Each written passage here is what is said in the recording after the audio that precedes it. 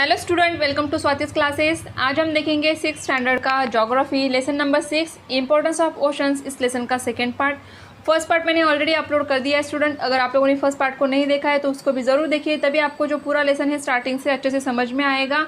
और इस चैनल पे आपको 6th स्टैंडर्ड के geography, history, civics, science, maths और इंग्लिश के भी वीडियोस मिलेंगे, तो उनको भी ज़रूर देखिए, आपको अच्छे से समझ में आएंगे। तो चलिए सेकेंड पार्ट को स्टार्ट करते हैं। तो देखिए स्टूडेंट, यहाँ पे हमें दिया है एक टेबल जिसमें आपको प्लेसेस के नाम दिए हैं और कंट्री का नाम दिया है, मीन्स कौन से कंट्री में वो प्लेस आता है। उसके बाद नेक्स्ट जो दिया है आपको मीन मैक्सिमम टेम्परेचर उस जगह का एंड मीन मिनिमम टेम्परेचर दिया है डिग्री सेल्सियस में। और जो लास्ट कॉलम है रेंज ऑफ टेम्परेचर, वो हमें निकालना है। तो देखिए प्लेसेस कौन से दिए हैं आपको, बीजिंग है, इस्तांबुल है, Madrid, New York, Denver, Kabul and Baghdad. In places के आपको मीन मैक्सिमम टेम्परेचर दिए हैं और मीन मिनिमम टेम्परेचर दिए हैं।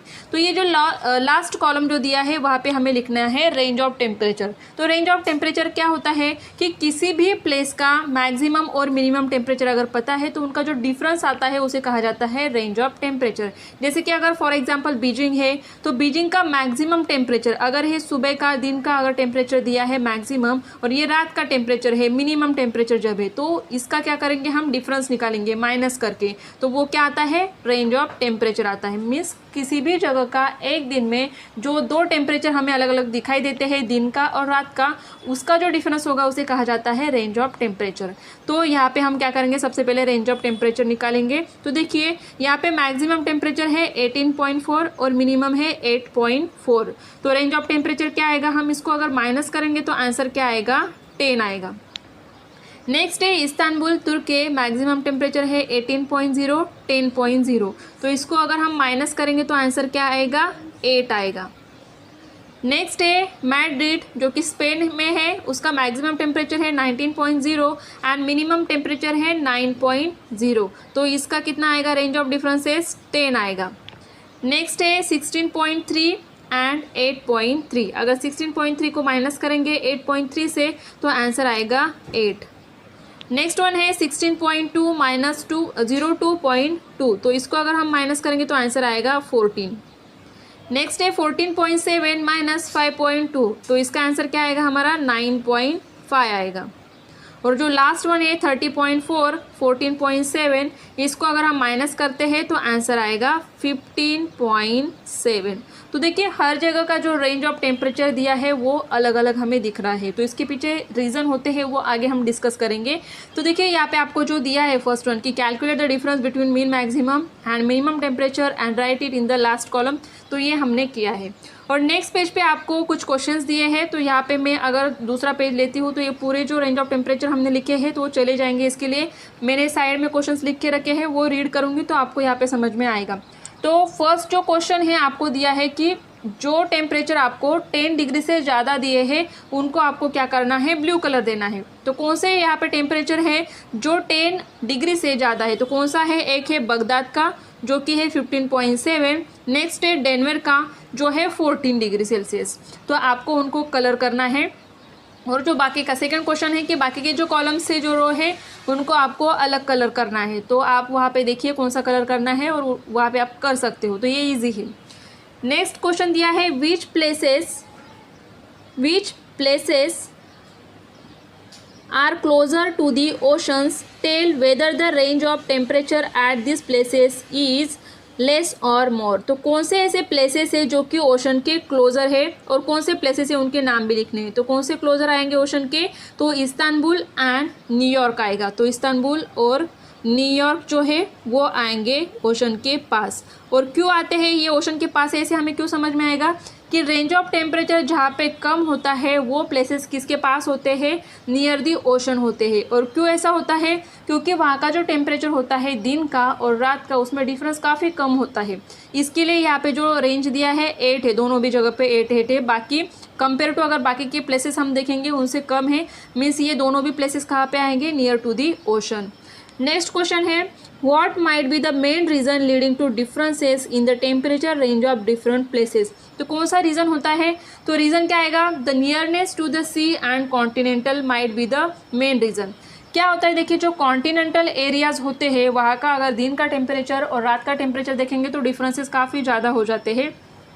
और इसके पीछे रीज़न क्या होता है, टेम्परेचर और एयर प्रेशर वाला, क्योंकि जहाँ पे ज़मीन होती है वहाँ पे दिन का टेम्परेचर जो होता है धीरे धीरे करके जैसे रात होने लगती है तो ज़मीन का जो टेम्परेचर है वो कम होता है, क्योंकि जैसे सनलाइट जब आती है तो लैंड जल्दी गर्म होती है और रात में जल्दी ठंडी भी होती है। लेकिन अगर हम पानी की बात करेंगे तो पानी गर्म होने में भी टाइम लगता है और ठंडा होने में भी क्या होता है, टाइम लगता है। तो जो कॉन्टिनेंटल एरियाज़ होता है वहाँ पे दिन का टेम्परेचर जितना मैक्सिमम होता है रात में उतना ही वो कम हो जाता है। मीन्स यहाँ पे डिफरेंसेस जो होंगे दिन का और रात के टेम्परेचर का वो क्या होता है, वहाँ पे ज़्यादा होगा। और अगर सी एरिया है, सी कोस्टल एरियाज़ का अगर टेम्परेचर हम देखेंगे तो दिन का जितना टेम्परेचर होता है उतना ही रात का उनका थोड़ा सा ही कम होता है। जो रेंज ऑफ टेम्परेचर होगा वो क्या होता है, डिफरेंस काफ़ी कम होता है, क्योंकि पानी जो है गर्म होने में टाइम लगता है और ठंडा होने में भी उसको टाइम लगता है। मीन्स रात के समय में भी क्या होगा, जो ओशन है उसके सरफेस पे वाटर वेपर होते हैं जिनमें टेम्परेचर होगा, इसके कारण रात का टेम्परेचर भी वहाँ पे कम नहीं होता है जितना कॉन्टिनेंटल एरियाज़ का होता है। तो इसके लिए ये डिफरेंसेस हमें समझ में आते हैं। तो इससे रिलेटेड जो 7th ज्योग्राफी का आपका लेसन है वहाँ पे डिटेल में आपको क्या होगा समझ में आएगा बाद में नेक्स्ट ईयर में। In which thermal zone are all this places located, ये सारे जो प्लेसेस है कौन से थर्मल जोन में आते हैं, तो कौन सा थर्मल जोन है, in the temperate thermal zone. Next है which places are far away from the ocean, तो कौन से प्लेसेस आएंगे जो कि ओशन से दूर है, तो बीजिंग आएगा, मैड्रिड आएगा, डेनवर, काबुल एंड बगदाद, जो कि ओशन से दूर आएंगे क्योंकि उनका जो रेंज ऑफ टेम्परेचर है वो ज़्यादा नहीं है। तो इसके लिए वो हमें समझ में आ जाएगा कि वो कहाँ पे है, ओशन से दूर है, कॉन्टिनेंटल एरियाज आएगा क्योंकि वहाँ पे डिफरेंसेस हमें ज़्यादा दिखाई देगा इसके लिए। तो ये कुछ चीज़ें हैं जो आपको समझनी है। और दूसरे 2 क्वेश्चन से एक की आपको मैप में दिखाई देगा, तो उसके लिए मैप देखना होगा जो 3rd वन क्वेश्चन दिया है। और जो लास्ट क्वेश्चन आपको दिया है, draw graph for the above data use a proper colour scheme. तो देखिए आपको ग्राफ निकालना तो आता ही होगा, तो जो टेबल में हमने वैल्यूज़ निकाली थी रेंज ऑफ टेम्परेचर की उनको यूज़ करके एंड प्लेसेस के नाम यूज़ करके आप क्या कर सकते हो, ग्राफ भी बना सकते हो। तो ये ईजी है, आप कर सकते हो। नेक्स्ट है you must have realise from the above activity that there are differences in the temperature और different places on the earth, कि हर जगह का अगर आप टेम्परेचर देखोगे तो वो अलग अलग ही आता है। देखिए एक डिस्ट्रिक्ट भी अगर आप लोगे तो हर एक गांव का या सिटी का टेम्परेचर भी अलग आता है। तो अर्थ के ऊपर जो प्लेसेस है वहाँ पर भी आपको डिफरेंसेस नज़र आएंगे टेम्परेचर में। Similarly there is a difference in the maximum and minimum temperatures, this differences is less in the coastal region, क्योंकि नियरनेस टू द सी वाले जो कोस्टल रीजन होते हैं वहाँ पे जो डिफरेंस होगा वो ज़्यादा नहीं होता है, लेस होता है। और उसका रीज़न क्या है वो भी मैंने बताया, क्योंकि रात के समय में पानी जल्दी ठंडा नहीं होता है, तो दिन में जितना टेम्परेचर होगा रात में भी उतना ही, उससे थोड़ा सा ही कुछ डिग्री सेल्सियस वहाँ पे कम होता है। मीन्स डिफरेंस ज़्यादा नहीं होगा दिन के और रात के टेम्परेचर में। While it is more in the region far away from the sea, means continental जो ज़मीन का हिस्सा होगा या फिर जहाँ पे ओशन बिल्कुल भी पास में नहीं है, पूरी ज़मीन ही है, तो वहाँ पे अगर दिन का टेम्परेचर हम देखेंगे तो काफ़ी हाई होता है लेकिन रात में वो लो हो जाता है। This means that in region close to the ocean, seas or large reservoir, there is not much of a differences in the temperature throughout the day. तो पूरे दिन का या फिर रात का भी हम देखेंगे तो टेम्परेचर में डिफरेंसेस हमें नहीं दिखाई देंगे। The main reason for this is the mixing of vapor released throughout evaporation of water from these water bodies into air. अगर ओशन है, रिजर्वियर है, लार्ज मीन्स पानी का एरिया है, तो क्या होगा, इवेपोरेशन के कारण जो वाटर वेपर होती है वो भी हवा में मिक्स है, तो उसमें भी हीट पकड़ के रखी होती है, तो उसके कारण वहाँ का टेम्परेचर क्या होगा, ज़्यादा होगा। This vapour in the air absorbs the stores the heat release from the land, कि ज़मीन की जो हीट होती है रात के समय ज़मीन रिलीज़ कर देगी, हीट ठंडी हो जाती है, तो वो हीट कहाँ पे जाएगी, वो सारी जो वाटर वेपर्स होती है ओशन के ऊपर वो क्या करेगी, उस हीट को एब्जॉर्ब करेगी। तो उसके लिए क्या होता है कि ओशन या फिर कोस्टल रीजन का टेम्परेचर का क्या होगा, ज़्यादा कम नहीं हो पाएगा दिन के मुकाबले में। Hence the temperature in coastal areas remain equal रहेगा या फिर थोड़ा सा डिग्री सेल्सियस कम हो जाएगा। You have studied that the equatorial reason receive near perpendicular sun rays, की जैसे हमने टेम्परेचर का जो लेसन है वहाँ पर भी देखा है कि इक्वेटोरियल रीजन में क्या होता है, सनरेज परपेंडिकुलर पड़ते हैं। These areas get more heat whereas the polar region receive highly slant ray, जैसे हमने टेम्परेचर का जो लेसन है वहाँ पर भी डायग्राम में भी देखा था हमने कि परपेंडिकुलर कहाँ पे होते हैं, इक्वेटोरियल रीजन में। अगर पोलर रीजन में हम देखेंगे तो वो स्लांट होते हैं रेज, तो वहाँ का टेम्परेचर तो कम होगा। This differential heating creates imbalance in the temperature of air in different parts. तो हर एक पार्ट में इसके कारण क्या होता है, टेम्परेचर इम्बैलेंस हो जाता है। This leads to formation of belts of high and low pressure on the earth. तो जहाँ पे टेम्परेचर ज़्यादा होगा एयर प्रेशर कम हो जाता है, और जहाँ पे टेम्परेचर कम होगा वहाँ पे एयर प्रेशर बढ़ जाता है। Winds blow due to pressure differences in this belts. तो इसी कारण क्या होता है, जहाँ पे हाई प्रेशर है वहाँ से लो प्रेशर की तरफ एयर बहने लगती है, विंड्स ब्लो होने लगते हैं। These winds are called planetary winds. तो इन्हें ही प्लानेटरी विंड्स कहा जाता है। These winds move the oceanic water in the form of currents. तो जैसे कि हमने पहले के लेसन में भी देखा है कि ओशन करंट्स जो होते हैं, तो ओशनिक वाटर जो बहता है उसे ही क्या मीन्स करंट के फॉर्म में वो बहने लगते हैं। These currents are warm current और कोल्ड करंट। दो टाइप्स होते हैं, एक तो वार्म करंट्स होते हैं और दूसरा होता है कोल्ड करंट्स। तो जो वार्म करंट है वो कहाँ से बहेंगे, इक्वेटोरियल रीजन में क्या होता है, टेम्परेचर ज़्यादा है तो वहाँ से पोलर रीजन की तरफ वार्म करंट बहते हैं, और पोलर रीजन की तरफ से इक्वेटर की तरफ कोल्ड करंट बहते हैं। Warm currents move towards cold region and cold currents move towards the warm region. This means ocean currents move from the equatorial region to polar region and from polar region to the equatorial region. This leads to the redistribution of heat on the earth. तो देखिए इसके कारण क्या होगा कि अर्थ के ऊपर जो टेम्परेचर है वो बैलेंस रहेगा, क्योंकि हमें पता है इक्वेटोरियल रीजन में टेम्परेचर ज़्यादा होता है एंड पोलर रीजन में लेस होता है। तो उसको बैलेंस करने के लिए क्या होता है, ये जो करंट्स होते हैं वार्म करंट या फिर कोल्ड करंट ये बहते हैं। The cold currents moving towards the equatorial region make the temperature of coastal areas in that zone milder, whereas the warm current coming in the colder region cause temperature in coastal areas to rise. कि polar region की तरफ से अगर जो cold current आते हैं equatorial region में तो वहाँ पे टेम्परेचर थोड़ा सा कम होगा, और इक्वेटोरियल रीजन से अगर पोलर रीजन की तरफ वार्म करंट जाएंगे तो वहाँ पे थोड़ा सा टेम्परेचर इंक्रीज होगा। We have seen this in figure 5.6। तो 5.6 जो फिगर दिए है उसको भी हम देख लेंगे तो आपको समझ में आ जाएगा। तो देखिए यहाँ पे हमें दिया है फिगर 5.6 वर्ल्ड ओशन करंट। तो यहाँ पे आपको दिख रहा है ये है equator.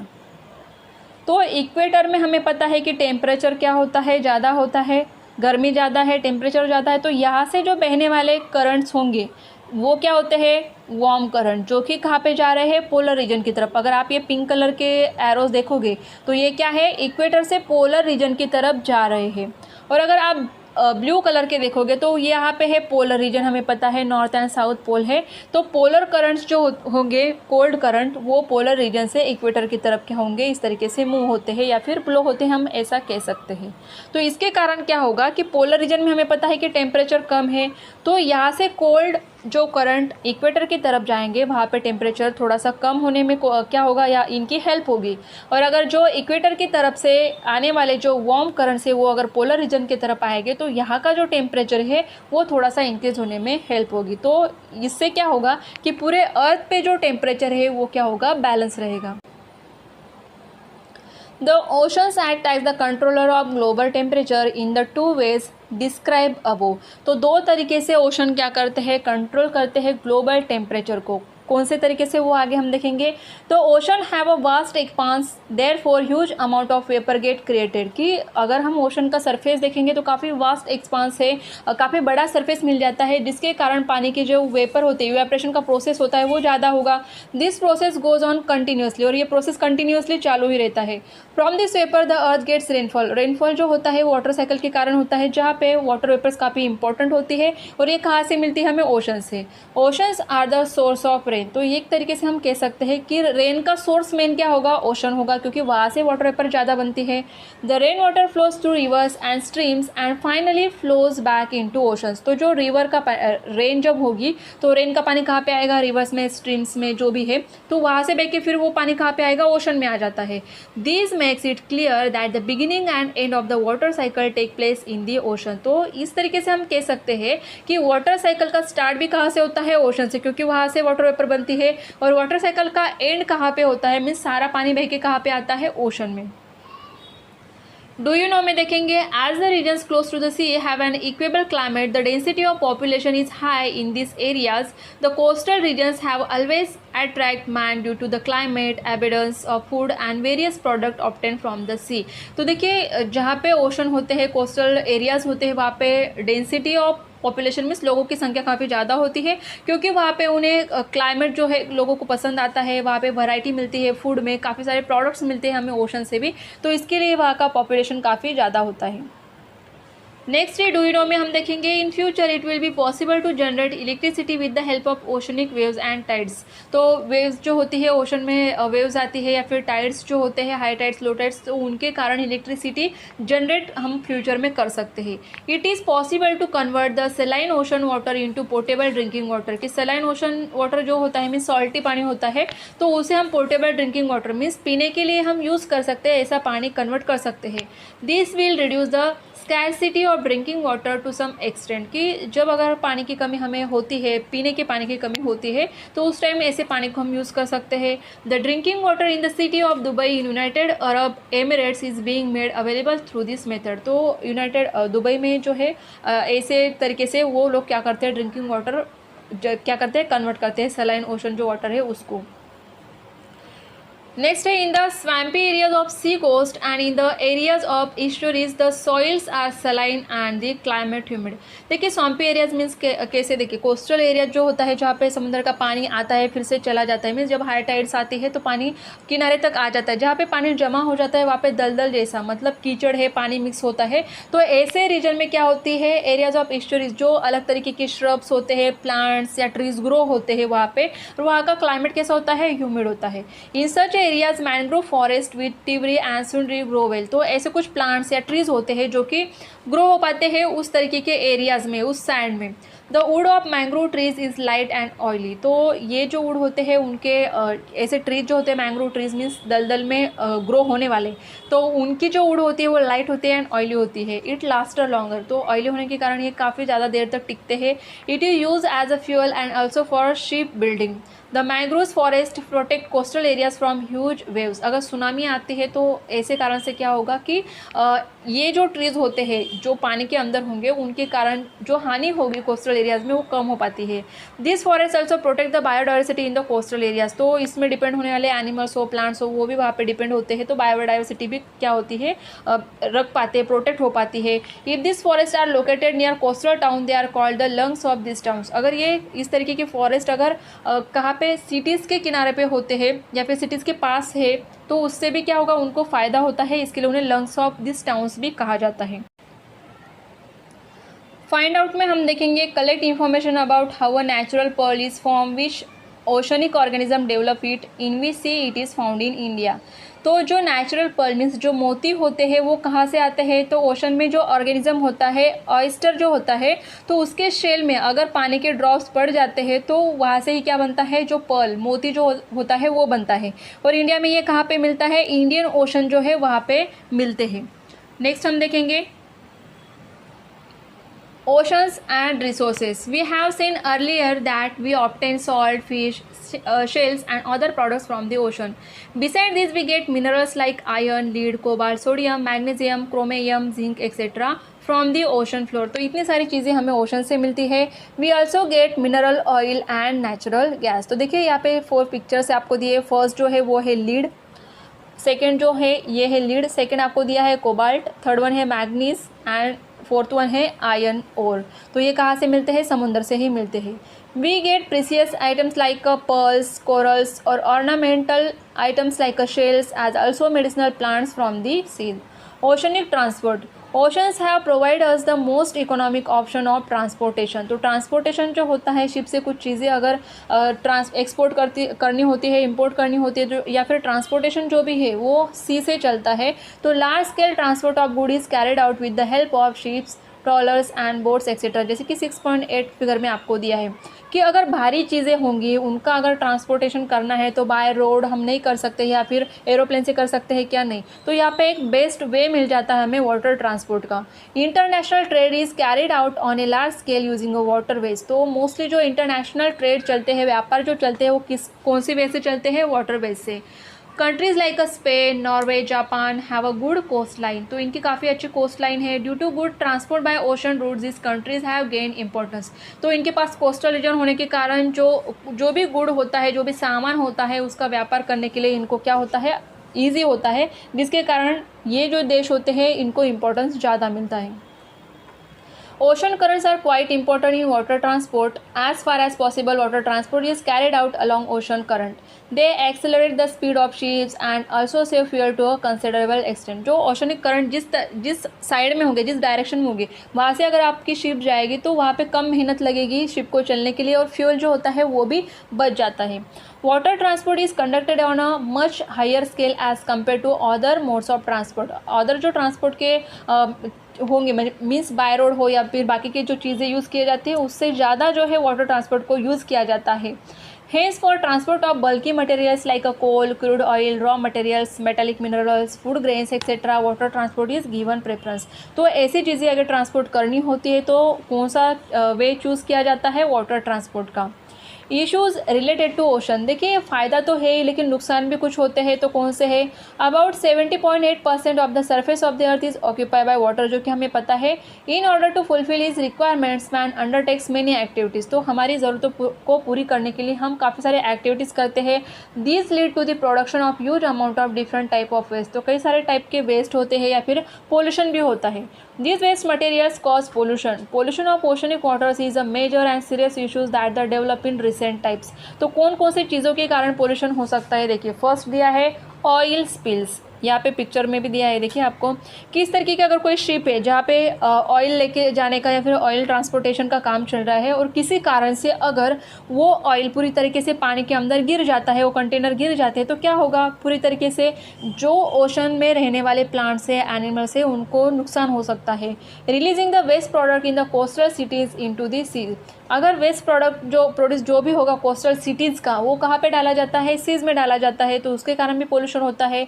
Materials thrown out from ships, अगर ट्रांसपोर्टेशन के लिए शिप्स को यूज़ किया जाता है तो जो लोग शिप्स पे रहते हैं तो वो कई सारे मटेरियल्स को फेंकते भी होंगे समुद्र में, तो उसके कारण भी पोल्यूशन होता है। Exploitative fishing, cutting of mangrove forest in coastal areas, तो लोग क्या करते हैं, जो मैंग्रोव फॉरेस्ट जो कि हेल्पफुल होता है उसको ही कट करने लगे हैं। Disaster cause by the water mines, water में नेचुरल गैस के लिए, नेचुरल ऑयल के लिए अगर माइंस होते हैं तो उनके कारण भी डिजास्टर आते हैं। Sewage release by industries and cities, जैसे कि फिगर 6.10 में आपको दिया है कि कोई इस तरीके की फैक्ट्रीज होती है सिटीज़ के यहाँ पे या फिर समुद्र के कोस्टल एरियाज़ में, तो जो भी वेस्ट प्रोडक्ट होता है, जो अगर वाटर है उसमें अगर केमिकल मिक्स है और वो पानी अगर समुद्र में जाएगा तो वहाँ के होने वाले जो प्लांट्स है, एनिमल्स है, वो तो मर जाते हैं। Execution carried out in the seas, तो ये सारे रीज़न दिए हैं कि जिनके कारण एक तो समुद्र में पोल्यूशन होता है या फिर डिजास्टर आते हैं, मीन्स ये कई सारे प्रॉब्लम्स भी हो सकते हैं। All the things listed above lead to large scale pollution of oceanic waters. Some coastal regions are proving to be death traps for aquatic animals, coastal regions के कुछ ऐसी चीज़ें होती है जिनके कारण एक तरीके से क्या डेथ ट्रैप बन जाता है एक्वेटिक एनिमल्स के लिए। As a result many aquatic animals are under the threat of being extinct, तो कई सारे एक्वेटिक एनिमल्स मीन्स पानी में रहने वाले एनिमल्स नष्ट हो सकते हैं, जैसे कि example the blue whale, whale, some type of sea turtles, dolphins etcetera. A larger proportion of the surface of the earth is occupied by water. Most of the water is salty. The living world in the salty water is suffering from the pollution caused by man. We must avoid this. तो सबसे ज़्यादा area जो occupy किया गया है surface अर्थ का वो है पानी का, मीन्स ओशन से। तो ओशन का पानी होता है सॉल्टी और उसमें कई सारे वैरायटी प्लांट्स की और एनिमल्स की हमें दिखती है, और हमारे कारण फैक्ट्रीज के कारण जो पोल्यूशन होता है उसके कारण जो है इन सारे प्लांट्स को और एनिमल्स को काफ़ी सारा नुकसान हो रहा है, जिसे हमें अवॉइड करना चाहिए। तो देखिए स्टूडेंट, इस पूरे लेसन में हमने देखा कि importance of oceans, means oceans हमारे लिए कितने इंपॉर्टेंट होते हैं या फिर कौन सी चीज़ें हमें ओशन से मिलती है, ये सारी चीज़ें हमने डिस्कस की। आई होप आपको पूरा लेसन अच्छे से समझ में आया होगा। अगर आपको वीडियो अच्छी लगी होगी तो वीडियो को लाइक कीजिए, आपके फ्रेंड्स के साथ शेयर कीजिए, और चैनल को सब्सक्राइब नहीं किया होगा तो सब्सक्राइब भी ज़रूर कीजिए।